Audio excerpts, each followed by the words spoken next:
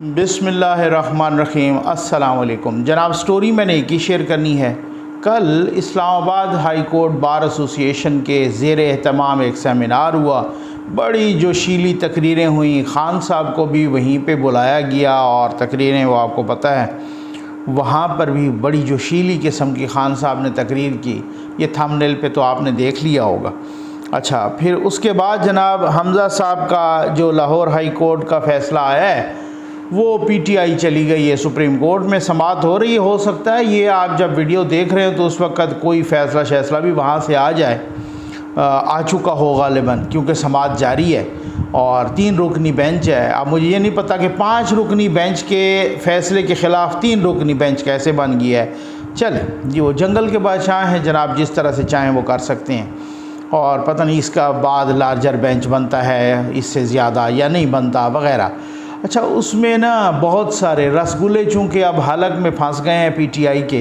वो पहले तो उन्होंने बेचारों ने मिठाई खा ली, बड़े ट्वीट किए, बड़े बयान दिए, जी हम जीत गए हैं। बाद में उन्होंने जब फ़ैसला देखा उन्होंने कहा हैं यार ये क्या हो गया, ये तो बड़ी गड़बड़ी हो गई है। अब वो चले हैं सुप्रीम कोर्ट।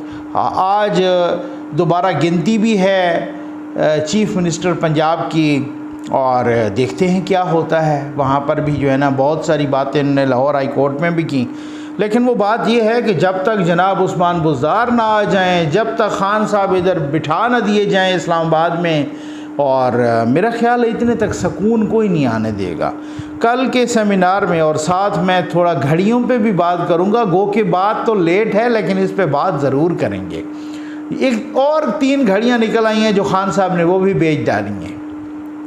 पता नहीं अल्लाह माफ़ करे को ख़ान साहब रह जाते तो मेरा ख़्याल है इन्होंने प्राइम मिनिस्टर हाउस का भी सौदा ही कर लेना था इधर ही जनाब, कि इसको ही बेचो, ठीक है ना। हाँ ठीक। अच्छा, अब उसके बाद जनाब आ जाएं कि कल जो तकरीर हुई उन तकरीर में कुछ मैं आपको 3 क्लिप्स सुनवाऊँगा। 3 क्लिप्स। एक सहाफ़ी हैं, तजिया निगार हैं, मारूफ सहाफ़ी हैं अयाज़ ज़मीर साहब, उनका क्लिप। एक है जनाब इमरान रियाज़ का क्लिप और एक इमरान ख़ान साहब का क्लिप। ठीक, सबसे पहले मैं समझता हूँ आप इमरान ख़ान साहब का क्लिप सुन लें, फिर उसके बाद मैं वो दूसरे क्लिप भी सुनाता हूँ। ये तीनों क्लिप मुझे बड़े अहम लगे हैं, ये आप ज़रा देख लें। कूफा के लोगों को पता था कि हज़रत इमाम हुसैन राय हक पे हैं। कूफा के लोगों को पता था कि इमाम हुसैन राय हक पे हैं, लेकिन उन्होंने उनकी मदद नहीं की। क्यों नहीं की? सारी जिंदगी वो पछताए कि वो यजीद के जुल्म से डर के उन्होंने इमाम हुसैन की मदद नहीं की। हर जमाने में यजीद आता है और हर जमाने में यजीद खौफ के जरिए लोगों को डराता है। मेरी अपनी कौम को सबसे बड़ा ये जो इधर हम खड़े हैं, एक ही मेरे सारी कौम को, एक जो मैं जिस तरह अपने बच्चों को एक ही सबक देता हूं कि ये जो खौफ है। जनाब उन्होंने कहा कि कूफा के लोगों को पता था कि हज़रत इमाम हुसैन अलैहिस्सलाम हक़ पे हैं और उसके बावजूद भी उन्होंने उनकी मदद नहीं की यजीद के खौफ की वजह से। और हर ज़माने में हर दौर में एक यजीद आता है जो खौफ से लोगों को डराता है। बस आपने यजीद के खौफ से नहीं डरना। ये किन को यजीद कहा है ज़रा ये भी यूथ ये बता दें। उन्हीं को ही तो कहा है जिनको कभी गद्दार कहा है, जिनको कभी जानवर कहा है, उसी को यजीद भी कह दिया है। लेकिन फिर भी वो अनोखा लाडला है। अनोखे लाडले की आज भी सपोर्ट मौजूद है इदारों में। वो जो कुछ भी कह रहा है, चाहे जजेस के ख़िलाफ़, चाहे जर्नलों के ख़िलाफ़, चाहे आर्मी चीफ़ के ख़िलाफ़, अनोखे लाडले को गिरफ़्तार कोई नहीं कर सकता भाई। और दूसरी बात ये है कि अगर इमाम हुसैन अलैहिस्सलाम मैदान करबला में शहीद हुए, उनके बच्चे असहाब हुसैन से पहले शहीद हुए। अब आप ये भी आप थोड़ा सा अंदाज़ा कीजिए आपके बच्चे किधर बैठे हैं, जायज़ नाजायज़ दोनों उधर बैठे हैं। तो वो कोई आए नहीं। और फिर जब पूछा गया कि जनाब पिंकी पीरनी साहबा आएंगी यहाँ एहतजाज में, उन्होंने कहा वो घरेलू खातून है। तो फिर आप अपने घर वालों को तो लाना नहीं चाहते और बाकियों के बच्चे मरवाना चाहते हैं और मिसालें देते हैं इमाम हुसैन की। ये मेरा ख्याल है ये थोड़ा सा जो है ना। अब आ जाएँ जनाब दूसरा, ये ज़रा, क्योंकि ये जो क्लिप्स हैं ना ये बड़े ख़तरनाक किस्म के क्लिप्स हैं। इमरान रियाज़ साहब का क्लिप सुने ज़रा, और आप हैरान रह जाएंगे। लेकिन जवाब तो देना पड़ेगा, जवाब मांगेंगे, जवाब लेंगे। हम इनसे पूछेंगे कि तुमने कहा था ये सारे चोर हैं, तुमने कहा था ये सारे डाकू हैं, तुमने मुझे सबूत दिए थे, मुझे वीडियो दिखाई थी, मैं गवाहूं, मुझे इनकी इन्वेस्टिगेशंस की वीडियो दिखाई है। मोहित भाई देखा है ना, पढ़ी है आपने फाइलें, आपने भी पढ़ी है, हमें फाइलें इन्होंने पढ़ाई हैं, हमें वीडियोस दिखाई हैं, हमें ऑफिसर्स मिलवाए हैं, हमें इन्होंने बोला चोर है, लुटेरा है, डाकू है, तेरा मुल्क खा जाएगा। मैं बिगड़ गया, मैंने कहा नहीं खाने दूंगा। मैं उस लड़ाई में उतरा अपनी मर्जी से, लड़ाई छोड़ के जाऊंगा अपनी मर्जी से, किसी का बाप लड़ाई से नहीं निकाल सकता।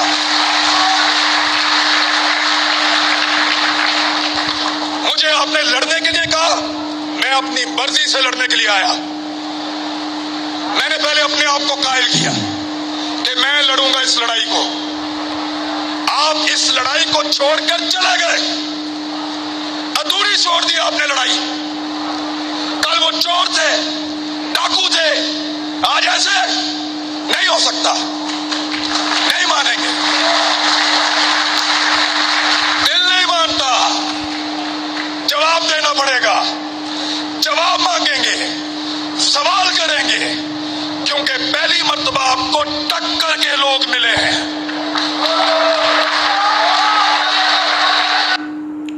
ये जनाब थे इमरान रियाज साहब अल मारूफ गीला तीतर।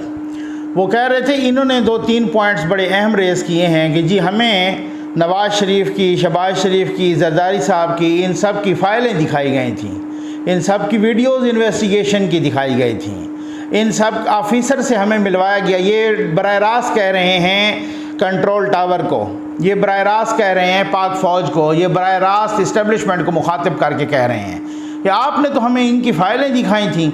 अच्छा, पहली बात है, अगर दिखाई थी फ़ाइलें या वीडियोज़ तो ये किस कैपेसिटी में दिखाई थी? ये सहाफ़ियों को सरकारी फ़ाइलें, सरकारी वीडियोज़ और ऑफिसर से किस कैपेसिटी में मिलाया गया था? जवाब वहाँ से भी आना चाहिए। मतलब यही तो है, इसी किस्म के लोगों को तो सर पे चढ़ाया गया, यही 5th वार जनरेशन के सिपाहियों को तो बनाया गया, आज वो अपने गले पड़ गए हैं। ये चौधरी ग़ुलाम हुसैन की क्या अहमियत है और वक़्त है, औकात ही कितनी है चौधरी ग़ुलाम हुसैन की कि वो बैठ के जनरल बाजवा पर रोज़ाना ही जुगते मार रहा है। ये अपने पाले हुए हैं, इसी वजह से वो अब पड़ गए हैं, ये अपने पाले हुए हैं। चूँकि कोई आप चलता सिस्टम तबाह बर्बाद करें, ठीक हो गया ना। ये ना कहें कि ज़फ़र नकवी साहब अगर अच्छी बात पे तारीफ़ करेंगे तो तनकीद छोड़ देंगे, तनकीद नहीं छोड़ूंगा, ठीक है ना। अगर चलता हंसता बसता सिस्टम तबाह बर्बाद करें, नवाज़ शरीफ इकानमी को कहाँ पे पहुँचाए और 25 रुपये प्याज और 20 रुपये आलू मिल रहा हो और उसको भी धक्का दे दें, बुग़्ज़ नवाज़ में सिस्टम को तबाह कर दें और ऐसे पालतू ले आएँ, वही पालतू आपको पड़ गए हैं आज, ठीक है ना, वो पड़ गए हैं। वो कह रहा है चौधरी ग़ुलाम हुसैन कि मुझे मरीम नवाज़ की वो वहाँ जो वीडियो बनी थी नैब में, वो मैंने खुद देखी है, मैं कलमा भर के कहता हूँ, कलमा पढ़ के, और फिर उसके बाद जनाब वो कहता है कि मैं अदालत में गवाही देने के लिए तैयार हूँ, ठीक है। अब उसमें आप अंदाज़ा कीजिए, ठीक, इनको किस हवाले से दिखाई गई, इनको वो वीडियोज़ क्यों दिखाई गई हैं, इनको वो फाइलें क्यों पढ़वाई गई हैं, इनको ऑफिसर से क्यों मिलवाया गया है, किस कैपेसिटी में मिलवाया गया है। दूसरा साहब वो कहते हैं मैं इस लड़ाई को नहीं छोड़ूंगा।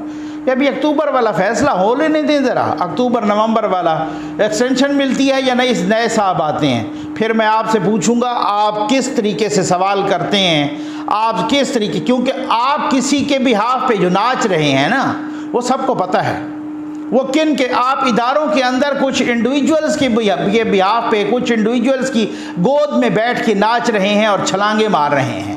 ये अक्टूबर वाला फैसला हो जाए, आर्मी चीफ की एक्सटेंशन होनी है या आर्मी चीफ की नए की अपॉइंटमेंट होनी है, उसके बाद मैं आपको मानूंगा आप इस तरीके से छलांगे मारो और लड़ाई का। और कौन सी लड़ाई?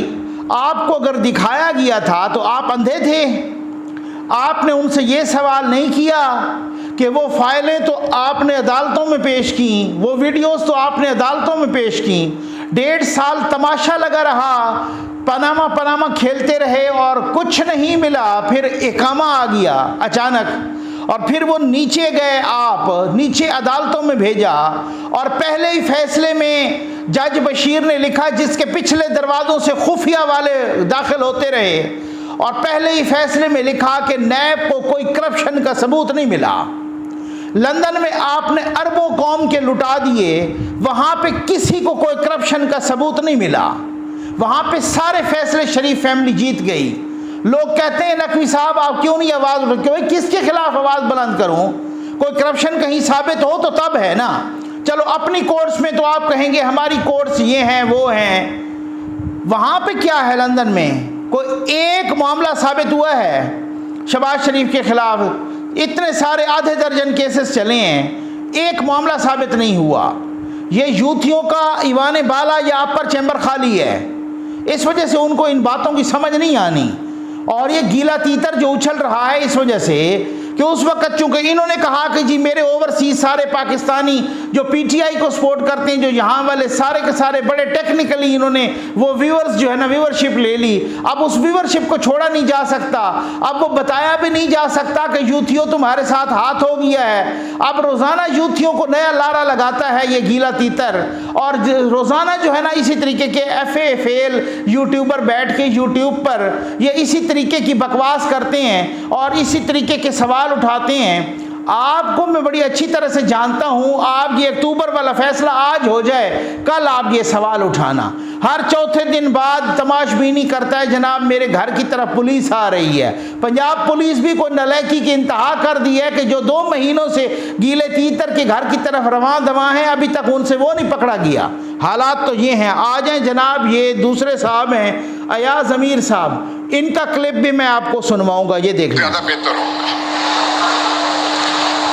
जब से ये आपको धक्का लगा, लात लगी, तो माशाल्लाह आप भी चे गेवेरा बन रहे हैं। हमारी दुआ है कि अब आप चे गेवेरा ही रहें, इससे कुछ सीखें, प्रॉपर्टी डीलरों से जान छुड़ाएं। रावलपिंडी, वो लाहौर, रावी, अर्बन डेवलपमेंट, वो जो अथॉरिटी जैसी जो आपकी खबासतें दिमाग में थी, उनसे निकलें।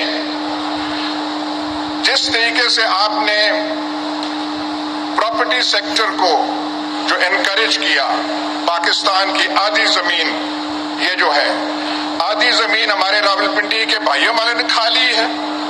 पाकिस्तान की जमीन कम पड़ जाएगी, DHAs की ख्वाहिश पूरी नहीं होगी। भावलपुर के घोड़ापाल मुरब्बे खत्म हो जाएंगे। वो हम तो सोच रहे थे जब आप इक्तदार में आए थे तो इन प्रॉब्लम्स को एड्रेस आप करेंगे। अब जो हुआ हो गया। ये अयाज अमीर साहब थे। अयाज अमीर साहब ने एक्सटेंशन पे भी सवाल उठाया। मैं मान जाता अयाज अमीर साहब बहुत पढ़े लिखे सहाफ़ी हैं, बहुत तजर्बाकार सहाफ़ी हैं, अहले इल्म हैं। मैं मान जाता अयाज अमीर साहब ने उस वक़्त ये तकरीर की होती कि जब 2019 में एक्सटेंशन दी गई थी, उस वक़्त तकरीर की होती बहुत लंबी लंबी। आज वो कह रहे हैं, इमरान खान साहब को मुखातिब करके कह रहे थे कि जब आपको लात लगी तो आप चे गुवेरा बन गए हैं। चे गुवेरा वो क्यूबन रेवोल्यूशनरी लीडर था, ठीक हो गया, आप वो चे गुवेरा बन गए हैं और आप खड़े हो गए हैं। भाई साहब बात ये है, वो चे गुवेरा या नेल्सन मंडेला आज भी नहीं बने, ये आपको गलतफहमी है सर। वो आज भी नहीं बने, वो आज भी उन्हीं को मिन्नतें कर रहे हैं। वो आज भी कभी परवेज़ खटक को भेज रहे हैं, कभी फवाद चौधरी को भेज रहे हैं, कभी असद उमर को भेज रहे हैं और दुआएं दे रहे हैं, अल्लाह का वास्ता है फिर से मेरी नैपियाँ बदलना शुरू कर दो।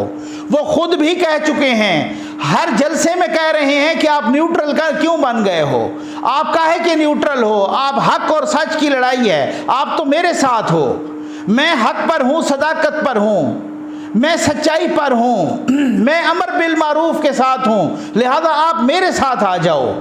वो तो आज भी उन्हीं की मदद हासिल करने की कोशिश कर रहे हैं, सर तोड़ कोशिश कर रहे हैं। मुझे तो एक बंदे ने बताया कि एक के बंदे के इसने खान साहब ने घुटनों पे हाथ रख दिया, वो आज भी चे गुवेरा या नेल्सन मंडेला नहीं है।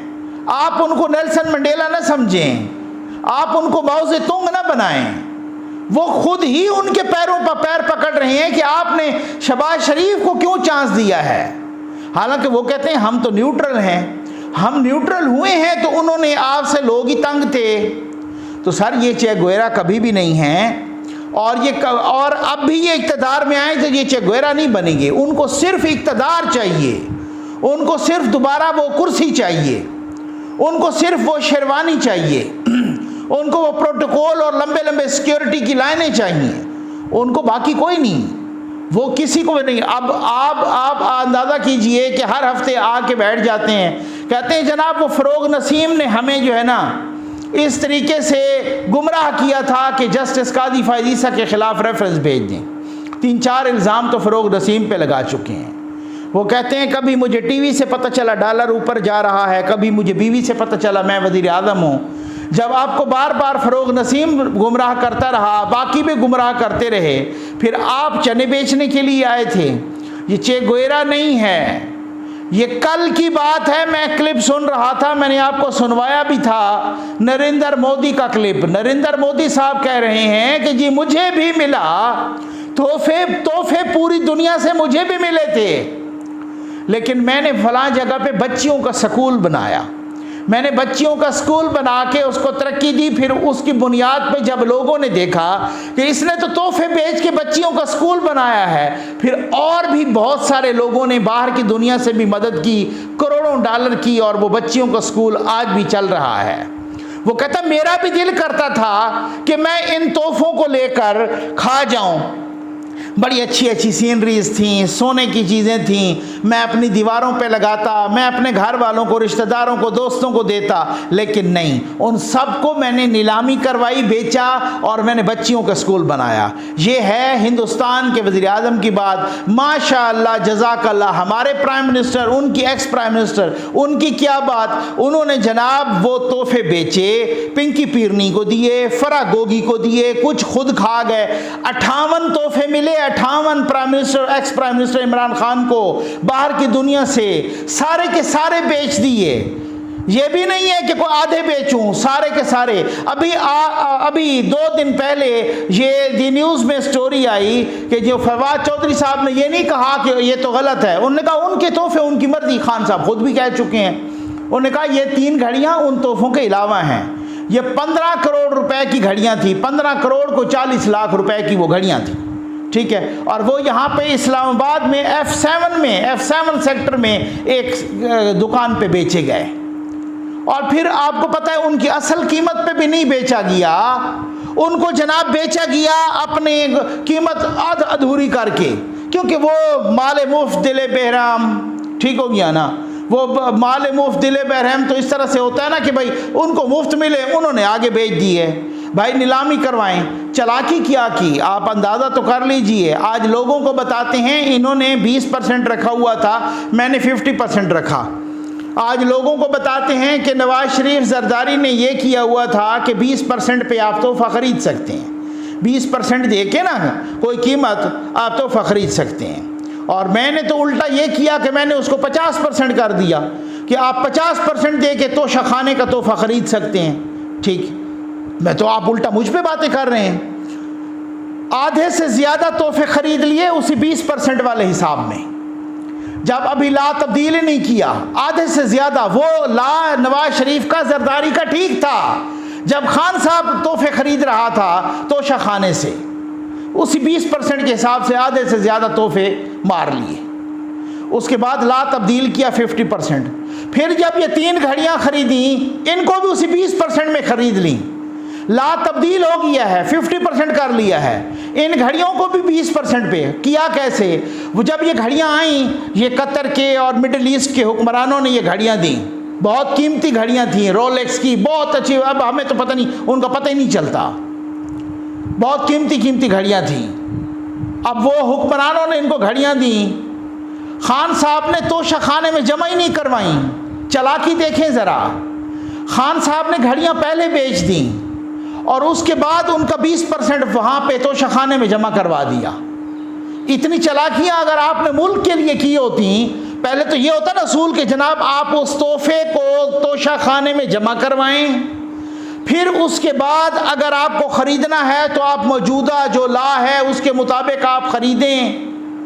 या ख़रीदने का तो ये ना सिर्फ हुक्मरान को हक़ तो नहीं है ना ख़रीदने का ना, वो तो फिर कोई भी हो वह तोशे खाने से ले सकता है। और अगर 20% नहीं, वो कोई बंदे ऐसे भी हों कि 70% से ख़रीद सकते हैं, तो उनको वैसे तो नीलामी होनी चाहिए उनकी कि जो सबसे ज़्यादा बोली दे, ताकि वो तोहफ़ा कोई उसका तो ये तो कोर्ट के फैसले आ चुके हैं कि ये तोहफ़ा हुक्मरान का नहीं होता, ये मुल्क का होता है, रियासत का होता है।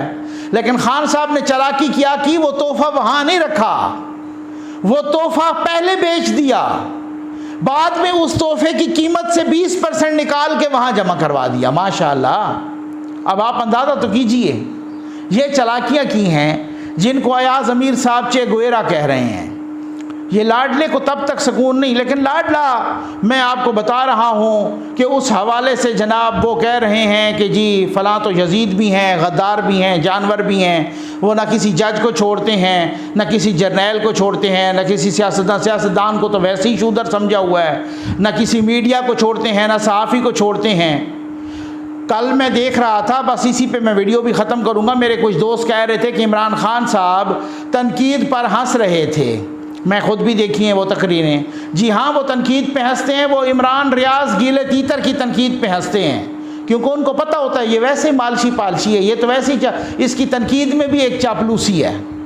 वो मुईद पीरज़ादा की तनकीद पे हंसते हैं, वो अरशद शरीफ की तनकीद पे हंसते हैं, वो समी इब्राहीम की तनकीद पे हंसते हैं। वो वैसे पता ये सारे मालशियाँ हैं, बूट पालशियाँ हैं, ये सारे वैसे ही मेरे पैरों को चाटने वाले हैं। कभी ऐसा हो ना कि वो तलत हुसैन की तनकीद पे भी हंसें, कभी ऐसा हो जो वो शाहजेब खानज़ादा की तनकीद पे भी हंसें, कभी ऐसा हो नजम सेठी की तनकीद पे भी हंसें, कभी ऐसा वो हामिद मीर की तनकीद पे हंसें ज़रा, कभी ज़फ़र नकवी की तनकीद पे हंसें, कभी वो ऐसा हो, या आपने ख़ुद देख लिया आरिफ यूसुफ़ज़ई हमारे दोस्त ने पिछले चंद दिनों में उनसे वो जब पेशावर में थे एक सवाल किया था, उस सवाल के बाद जनाब वो उठ खड़े हुए, वो प्रेस कॉन्फ्रेंस छोड़ के चले गए, वो बुड़बुड़ाते हुए पैरों से वो जो टेबलों को पता नहीं लाते मारते हुए, दरवाज़ों को लाते मारते हुए, बुड़बुड़ाते हुए निकल गए थे।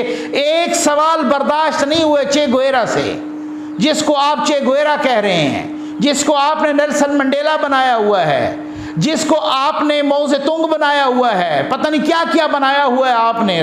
लोगों ने तो नाउज़ुबिल्लाह नबी भी बनाया हुआ है, बहुत सारे यूथियों ने, क्योंकि यही ऐसे लोग होते हैं ना जो अपने ज़ाती मफादात के लिए, इस तरह से मैं सिर्फ अयाज अमीर के लिए नहीं कह रहा, जो बाकी लोग हैं उनको पता है भाई वो हमारे YouTube के व्यूवर्स हैं PTI वाले, वो कैसे वो होता है। ये सिर्फ ये फ़कीर और मलंग सा बंदा है ज़फ़र नकवी, जिसको पता होता है, जिसमें तनकीद करता हूँ भर के, जी भर के करता हूँ तनकीद। मैं करता हूँ बिजली की कीमतें ज़्यादा जाएँ तो इस हुकूमत पे भी करता हूँ, पेट्रोल पे भी करता हूँ, कल भी की है, आज भी करता हूँ कि खुदा के लिए थोड़ा सा रहम करें अवाम पर।